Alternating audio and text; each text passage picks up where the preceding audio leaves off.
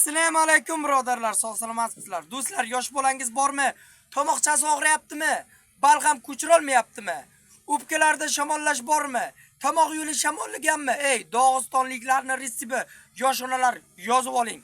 Ruchka varaqni oling tez-tez. Qarang. Bir uyingizda topiladi, hammangizda tiqilyapti.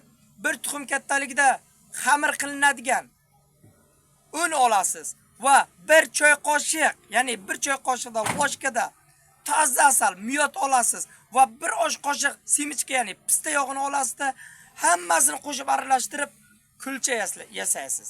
Xamir qilib va shuni yoyasizda, qarang, tomoqmi, o'pkami qayr bo'lishidan qat'iy nazar kompress qilib ustidan selofon yopib o'rab qo'ying. 2 yo 3 soat tursin. 2-3 marta qiling. Shipirib yo'qotib yuboradi. Bakteriyasini ham, infeksiyasi, yutal boshqa narsasini ham. Faqatgina do'stlar, qarang, bolalarning isitmasi va allergiyasi bo'lsa, qo'llamaysiz. Undan tashqari yurak va jigarchasini oldida qo'ymaysiz bu narsani. Tushundingiz-a?